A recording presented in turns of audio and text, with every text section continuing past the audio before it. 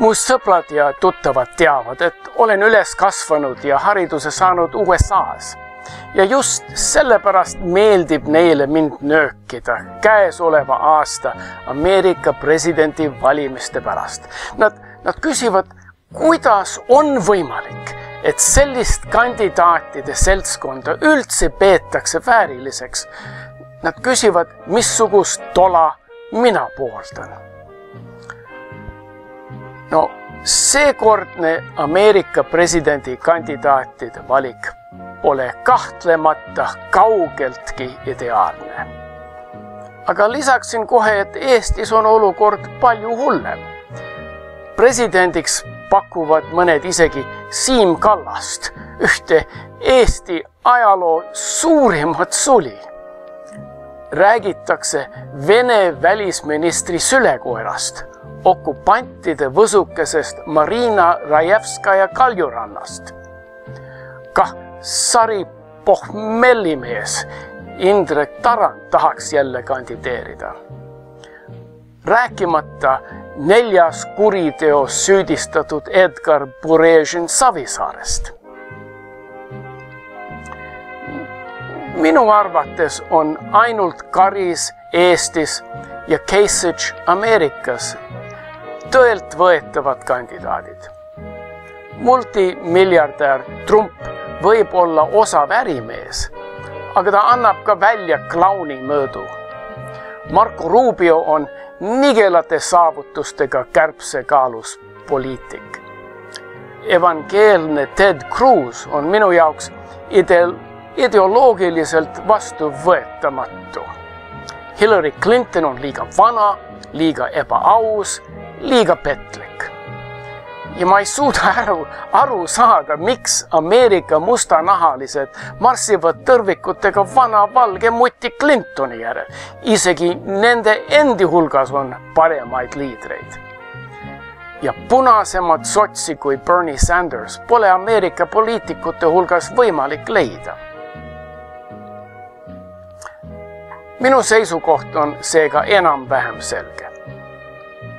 Arvan, et praeguste kandidaatide hulgas on Ohio kuberner Kasich kõige parem. Aga see ei tähenda, et Ameerika kaevab ennast auku, kui üks ebasobiv kandidaat USA presidendiks saab. Eurooplaste silmis oli Obama esialgu nii hinnatud, et teda vääristati Nobeli rahupreemiaga. Euroopalased arvasid, et temast saab eeskujulik Ameerika president. Nüüd on siililegi selge, et Obama rong sõitis rööbastest välja. Ameerika raudtee on aga alles ja järgmised rongid võivad sõita edasi. Obama läks kraavi, aga see pole seotud parandamatu katastroofiga. Ameerika karmim käsi oleks tõesti olnud Lähis-Idast teretulnud, aga küllap on Ameerika mõju jälle näha ja tunda, kui Obama aeg otsa saab. Puänt on see, et ükskõik, kes istub Valges Majas, ainuüksi ta Ameerika poliitikat ei mõjuta. USA kongress ja president peavad töötama koos. Obama suur viga oligi see, et tema tahtis valitseda keisrina, kes ei arvestanud opositsiooniga kongressis. Kes istub Valges Majas, on kindlasti palju tähtsam kui see, kes istub Kadriorus. Aga järgmistel Ameerika valimistel ei valita ainult president, vaid ka kogu saadikute koja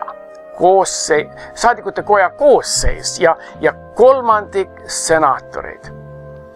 Presidendi toolil, nagu ka kongressis, võivad vahelduda suuremate või vähemate võimetega inimesed. Kindel on aga see, et näod muutuvad ja sellega muutub ka Ameerika poliitika. Ja siin ongi suurim kontrast Eestiga. Valimised Eestis ei too küllaldaselt uusi nägusid. meil on raske lahti saada läbi põlenud ennast täis teinud poliitikutest. Sama tüütuks muutunud näod pakuvad samu tühja täis lubadusi, sooritavad samu pettusskeeme, teevad samasugust rahvavaenulikku poliitikat. Kuni saame raipetest lahti, ei ole lootust, et rahva elujärg paraneks.